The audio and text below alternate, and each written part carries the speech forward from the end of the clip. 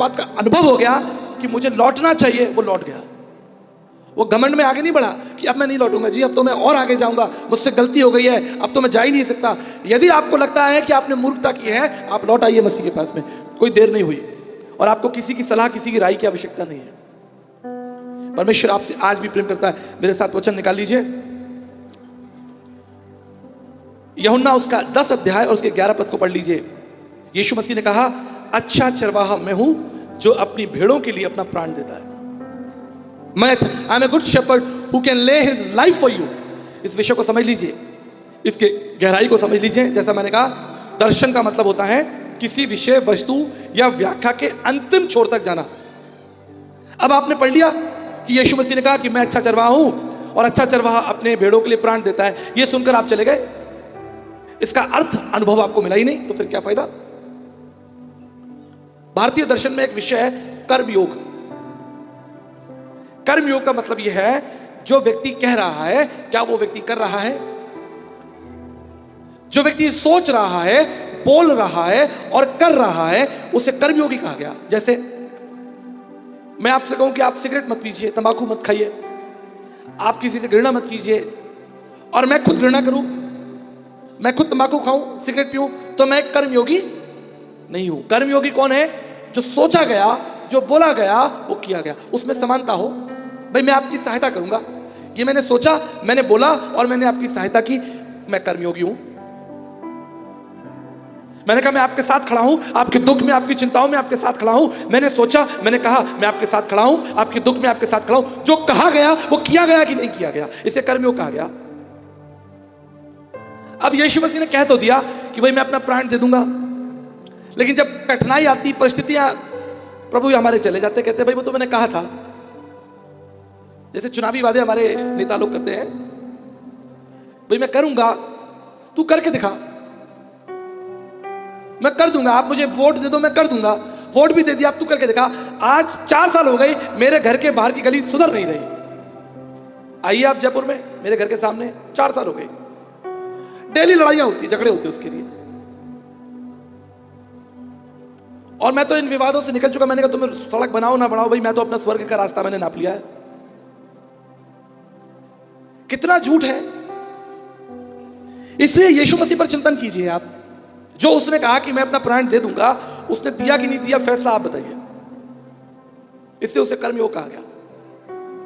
वो एक कर्मयोगी है, सिद्ध ब्रह्मचारी, परम वैरागी, जो इस संसार में उसने जो कहा, यौगिक जो कहा, वो उसने करके दिखाया। उसने कोई ऐसी बात नहीं कही जो वो कर नहीं सकता। इसलिए मैं उससे प्रेम करता हूं, उसका प्रचार करता हूं। आप करके दिखाइए, मैं आपका प्रचार कर दूंगा, पर आप कर नहीं पाओगे। भाई चलो हम किसी नेता की तारीफ करते हैं, किसी अभिनेता के पीछे लग लेते हैं, पर जो वो कह रहा है वो कर ही नहीं पा रहा। लेकिन यीशु मसीह ने जो कहा उसने करके दिखाया। उसने कहा मैं अपना प्राण दे दूंगा, उसने अपना प्राण दे दिया। किसके लिए? आप बहुत अच्छे हैं, हम बहुत अच्छे हैं। हमारे लिए क्या कारण था कि उसको प्राण देना पड़ा? उसके पीछे मैं आपको एक उदाहरण समझा देता हूं। कई वर्षों पहले मैं एक जवान लड़के के लिए प्रार्थना करने दिल्ली एम्स हॉस्पिटल में गया। तो जब मैं बाहर निकला तो एक जवान दूसरे लड़के को स्ट्रेचर पे लाया जा रहा था। अब उसका मार सरवर फटा हुआ, हाथ पैर टूटे हुए, खून लथपथ, और वो खून देख के मेरा भी बीपी डाउन हो गया। इतना खून शरीर से। यहां कोई मेडिकल वाले होंगे तो समझते हैं भाई कितना मुश्किल होता है। खून देखना आसान नहीं होता, आम आदमी नहीं देख सकता, हर आदमी खून नहीं देख सकता। मार लथपथ खून, इतना भयानक खून की पूछिए मत, भयानक कोई एक्सीडेंट हुआ होगा। अब उसको लाके इमरजेंसी वार्ड में रख दिया सामने डॉक्टरों के।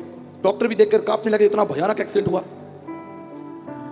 इतने में क्या हुआ कि उस लड़के के पिता ने, जो 5-6 लोग खड़े थे उनमें से एक ने, पिता ने अपनी पगड़ी उतारी और डॉक्टर्स के पैरों में रख दी। और एक विचार जो आज तक मेरे दिमाग में गूंजता है, जो उसने कहा, डॉक्टर साहब मेरे बेटे को बचा लीजिए नहीं तो मैं मर जाऊंगा। बस यही मेरी सुई अटक गई। क्योंकि मैं दार्शनिक हूं तो गहराई तक चला जाता हूं। दर्शन शास्त्र की यही बड़ी समस्या होती है कि हम बहुत गहराई तक चले जाते हैं कि इसने ये बात कह दी, लग गई, बस हृदय के अंदर चुभ गई। प्रभु ने कहा ना गहरे में जाल डालो, तो हवा में जाल थोड़ी डाला, गहरे में जाल डालो। अब उसने कह दिया, पिता ने कह दिया कि मैं भी मर जाऊंगा अगर ये मर गया, और उसने अपनी पगड़ी उतारी और डॉक्टर्स के पैरों में रख दी। अब हमारे राजस्थान में और पंजाब में पगड़ी का बड़ा महत्व है। एक पुरुष का गौरव होता है, वो प्रतिष्ठा होती है, उसका सम्मान होता है पगड़ी जो है राजस्थान में, और पंजाब में भी विशेष रूप से जो लोग पगड़ी पहनते हैं। डॉक्टर्स ने वो पगड़ी उठाई, वापस उसके सर पर रख दी, बोले हम बिल्कुल कोशिश करेंगे साहब। अब वो उसे तो अंदर ले गए। मैं एक किनारे बैठकर चिंतन मनन करने लगा, दो बातों पर चिंतन करने लगा। भाई एक तो वो लड़का बच जाए, एक तो चिंतन ये था उसका जीवन अनमोल है, और दूसरा जो वहां कृत्य हुआ, जो घटना घटी कि उसने पिता ने अपनी पगड़ी उतारकर पैरों में रख दी, ये साहब मैं आज तक नहीं भूल सकता। बस मेरी सुई अटक गई, उसने ऐसा क्यों किया। कह भी सकता था कि भाई मेरे बेटे को बचा लीजिए, देखना डॉक्टर साहब, जरा करना, कोशिश करना डॉक्टर साहब, जो कर सकते हैं आप कीजिए, लेकिन उसने ये कृत्य क्यों किया। फिर ये विचार मुझे रह गया सुसमाचार में वापस।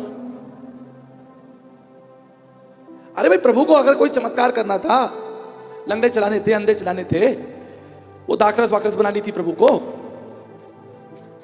तो हवा में बैठकर भी, ऊपर से स्वर्ग में बैठकर भी हो सकता था, नहीं हो सकता था आप बताओ। जब स्वर्ग में बैठकर पृथ्वी का निर्माण हो सकता है, संसार का निर्माण हो सकता है, तो फिर मरने मारने की, खूना, इतना बहाव और सर फोड़ो और इतना भयानक क्या आवश्यकता।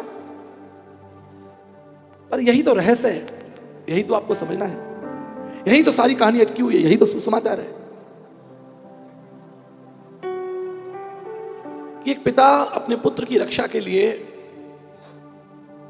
जो उसके लहू का लहू है, जो उसके शरीर का शरीर है, वो प्राण देने को तैयार है। कहता मैं मर जाऊं। यीशु मसीह संसार में इसलिए आए थे। यदि आप उस यीशु मसीह के बारे में अध्ययन करेंगे कि वो कौन था, आप कांपने लगेंगे ये जानकर कि उसने क्या किया। वो कोई संत महात्मा गुरु पीर पैगंबर थोड़ी था। आयज़ाया चैप्टर 6 में लिखा है, पवित्र पवित्र पवित्र सेनाओं का यहोवा, लाखों करोड़ों स्वर्गदूत उसके सामने घुटने टिकाए रहते हैं। पूरा ब्रह्मांड, वचन कहता है कि स्वर्ग उसका सिंहासन, पृथ्वी उसके पांव की चौकी है। अधिपति है वो, संसार का स्वामी है। उसके कह देने से ये ब्रह्मांड अस्तित्व में आ गया, प्रकाश अस्तित्व में आ गया, पेड़ पौधे, जलवायु, प्रकृति अस्तित्व में आ गई, मात्र कह देने से। और वो परमेश्वर मेरे और आपके लिए संसार में मनुष्य बनकर पैदल पैदल संसार में चला, थका, निराश हुआ, उसका पसीना बहा, उसको चोट पहुंचाई गई, उसे मारा गया, उसके ऊपर थूका गया, उसके कपड़े उतार कर उसे नंगा कर दिया, उसे गालियां दी गई, उसका अपमान किया। क्यों? ताकि तुम झगड़ा करो, तुम प्रॉपर्टी के लिए लड़ो, तुम मान सम्मान के लिए लड़ो, तुम अधिकारी बनने के लिए लड़ो, तुम बड़ी मान प्रतिष्ठा के लिए लड़ो। इसलिए वो तुम्हारे लिए मरा, इसलिए नहीं मरा, वो तुम्हें बचाने के लिए मरा, तुम्हें अनंत जीवन देने के लिए मरा। ये कोई छोटा विषय नहीं है। आप भी जब स्टीव जॉब्स के समान अंतिम क्षण में होंगे, आप कहेंगे सब व्यर्थ है, मैंने अपना जीवन व्यर्थ कर लिया, व्यर्थ लोगों के पीछे भागा, व्यर्थ सिद्धांतों के पीछे भागा। इसलिए मेरे प्रियो, मैं आपको एक महत्वपूर्ण बात बताना चाहता हूं। जब आप जानेंगे कि वो कौन है, आप मानेंगे कि वो आपके लिए क्या कर सकता है। इसलिए तो बुलाए गए आप। अध्ययन कीजिए यीशु मसीह के बारे में, पढ़िए, आप देख सकते हैं, चल सकते हैं, बोल सकते हैं, बात कर सकते हैं। अध्ययन कीजिए उसके बारे में। जिसकी महिमा स्वर्गदूत कर रहे हैं, उस पर आपको अध्ययन करना है। जिसकी जय जयकार ये प्रकृति ब्रह्मांड कर रहा है, उसके बारे में आपको अध्ययन करना है और उसके जैसा बन जाना है। उसने कहा मेरे समान बन जाओ, मेरे पीछे आओ, अपना सब कुछ बेचकर मेरे पीछे चलो, सब कुछ छोड़कर। भाई वचन कहता है यूहन्ना 6 में, एक जवान लड़का यीशु मसीह के पास में आया, धनवान था, जवान था। उसने कहा मैं अनंत जीवन पाने के लिए क्या करूं? प्रभु ने कहा अपना सब कुछ बेचकर कंगालों को दे दे, मेरे पीछे हो ले। यदि तुम्हें सब कुछ बेचना त्यागना भी पड़े मसीह के पीछे चलने के लिए, सब त्याग दो, सब छोड़ दो। हर वो बात जो तुम्हारे मसीह के बीच में आ रही हो, उसे त्याग दो, छोड़ दो। चाहे वो घमंड हो, ईर्ष्या हो, जनन हो, दुष्टता हो, छल कपट हो, तुम्हारी भाषा हो, पद प्रतिष्ठा, मान सम्मान हो, हर उस चीज को त्याग दो जो तुम्हें मसीह से दूर करती है। उसका मूल्यांकन करो, कौन कौन सी ऐसी चीजें हैं जो मुझसे मसीह से दूर करती है, कौन कौन से ऐसे पद प्रतिष्ठा, मान सम्मान, ज्ञान। एक जवान भाई, उड़ीसा की बात है, मेरे पास में उन्होंने कहा कि साहब मैं वैसे तो प्रभु को प्यार करता हूं, लेकिन ओकेजनली ऑफिस पार्टी में शराब पी लेता था। ऑफिस वगैरह में, आईटी इंडस्ट्री में काम करता हूं तो थोड़ा बहुत हमारे यहाँ चलता है। कहता मैं शौक से पीता हूं, जब जब पीता हूं मैं ये सोचता हूं कि यार गलत तो है, फिर लगता कह रहे चलो यार कोई बात नहीं, ऑफिस की पार्टी है। इस आत्मग्लानि में सालों साल निकल गए। कहते एक दिन आपका संदेश सुना कि कोई भी ऐसी चीज जो मसीह से तुम्हें दूर ले जाती हो तुम उसे जीवन से दूर कर दो। कहते साहब आज 3 साल हो गए मैंने पिया नहीं। पिछले दिनों में रांची में था, शहर के एक बहुत प्रतिष्ठित धनवान व्यक्ति मुझे अपने घर ले गए। कहते आचार्य जी आपको एक चीज दिखानी है, मेरे घर चलिए, आपका दोपहर का भोजन भी मेरे घर पर है। तो मैं चला गया, तो उन्होंने मुझे एक दीवार दिखाई, जैसे ये पीछे दीवार है, पूरी दीवार पर कम से कम 700-800 किताबें रखी हुई। कहते साहब मेरी गवाही है। मैंने कहा बोलिए। कहते आज से 3 महीने पहले यहां पर दुनिया की सबसे महंगी महंगी शराबें रखा करती थी, जर्मनी की, फ्रांस की, इटली की, दुनिया की सबसे महंगी शराब का काउंटर यहां था। लेकिन आपका संदेश सुना, आपका संदेश सुना, निर्णय लिया, सारी शराब फेंक दी। मेरा नौकर बोला भाई एक आध तो मुझे दे दो। बोला नहीं तुझे भी नहीं मिलेगी। सर्वेंट बोला भाई सब आप मसीह हो, आप मसीह के पीछे चलो, मुझे तो शराब दे दो। कह रहे मैं तुझे शराब नहीं दूंगा। सारी शराब उन्होंने फेंक दी और दीवारों पर परमेश्वर का वचन और 500 से अधिक किताबें लाके रख ली, लाइब्रेरी बना दी। मेरा एक संदेश था कि आपके घरों में लाइब्रेरी होनी चाहिए मसीह की। आपके बच्चे देखे, चलते फिरते देखे कि हमारे, आपके पड़ोसी रिश्तेदार देखे कि ये मसीह को महिमा देते हैं पुस्तकों के द्वारा। हमारे जयपुर शहर में एक आंटी है, अब तो बहुत बुजुर्ग हो गई हैं, उन्होंने बड़ा सेंटर टेबल, जैसे इससे भी बड़ा सेंटर टेबल रखा। अब उनके घर में कोई भी रिश्तेदार आता है, मेहमान आता है, कोई भी आता है, विश्वासी गैर विश्वासी बैठता है, तो वो क्या पाता है? वो पाता है कि एक बड़ी सी डाइनिंग टेबल है लकड़ी की और उसके ऊपर एक कांच रखा हुआ है, और उस कांच के नीचे जो है उन्होंने छोटे छोटे सुंदर सुंदर वचन लगा रखे हैं। आप कोई भी गैर विश्वासी आया, कोई भी आया, बोला मैं तेरी सहायता करूंगा, मत डर, मैं तेरे साथ हूं, यहोवा तेरी रक्षा करे, तेरी आने जाने में रक्षा करे। अब जो भी लोग आ रहे हैं वो बड़े हैरान है कि भाई ये क्या सुंदर सुंदर वचन, हमने तो ऐसे कभी देखे नहीं। कहती बेटा मैं यही सेवा कर सकती हूँ, मेरी यही मिनिस्ट्री है, मैं तो बुजुर्ग हूं, मैं कहां जाऊं। बड़ा अच्छा विषय, न जाने हजारों लाखों कितने लोग उनके घरों में आए होंगे, और जो भी देख के जाता कहता सब इससे संबंधित कुछ किताबें पुस्तकें में मिल सकती हैं, पीछे से निकाल के लेकर आती है, भाई ये लेके जाओ पढ़ने के लिए, पढ़ो। ऐसे ही समय को ध्यान में रखते किस्सा याद आ गया, और उसके बाद मैं प्रार्थना करूंगा क्योंकि समय का भी ध्यान रखना है।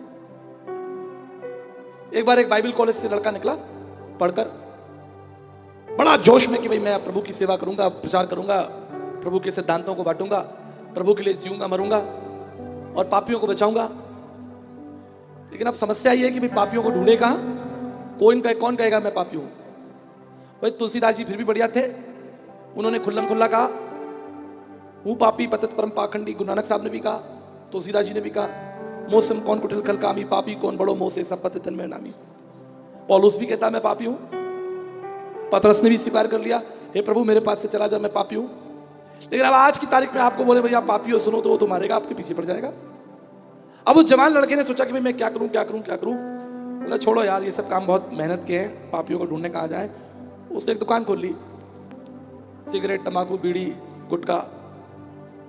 लोगों ने कहा भाई तुम पागल हो, तुम बाइबल कॉलेज से निकले हो, तुम बाइबल कॉलेज से निकले यीशु मसीह का प्रचार करने, तुमने तंबाकू, बीड़ी की और सिगरेट की दुकान खोल ली। बोला आप साहब मैं कहाँ जाऊं पापियों को ढूंढने, पाओ सारे पापी यहीं आते हैं। पूरे गांव का डेटाबेस ले लिया, 3 महीने बाद दुकान बंद कर दी और सुसमाचार का प्रचार किया, कलीसिया की स्थापना कर दी।